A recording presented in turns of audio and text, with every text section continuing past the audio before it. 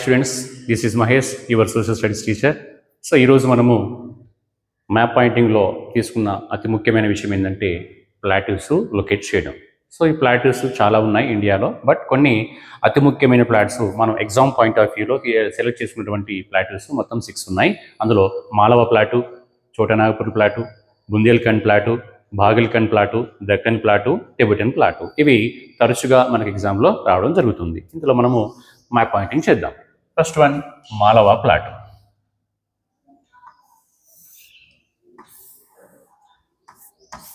Symbols అనేవి చాలా important. మనము ఏ మ్యాప్ లొకేట్ చేసినా కూడా సింబల్స్ కనుక ఇలా ప్రతి దానికి మనం సింబల్స్ యూజ్ చేస్తే మంచి స్కోర్ చేయడానికి అవకాశం ఉంటుంది. మాలవ ప్లాట్. రెండవది చోటా నాగపూర్ ప్లాట్.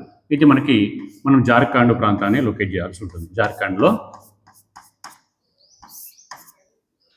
చోటా నాగపూర్ ప్లాటు.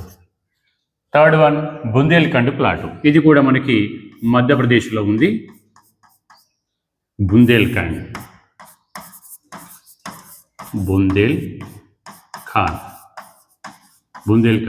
ప్లాటు.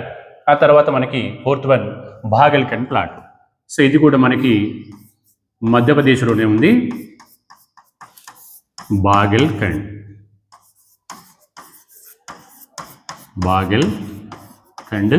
ప్లాట్.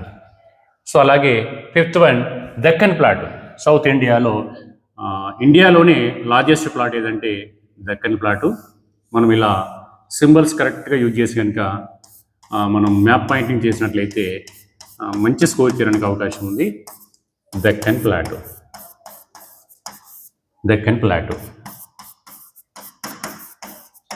అలాగే last one Tibetan plot.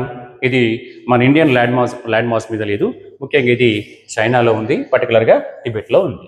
So ఇక్కడ జమ్మూ కాశ్మీర్కి ఈస్ట్ వైపు మనం లొకేట్ చేయాలి టిబెటన్ ప్లాటు.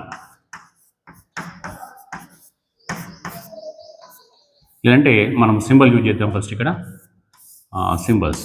సో ఇలా సింబల్ యూజ్ చేసి ఆ తర్వాత నేమ్ రాద్దాం.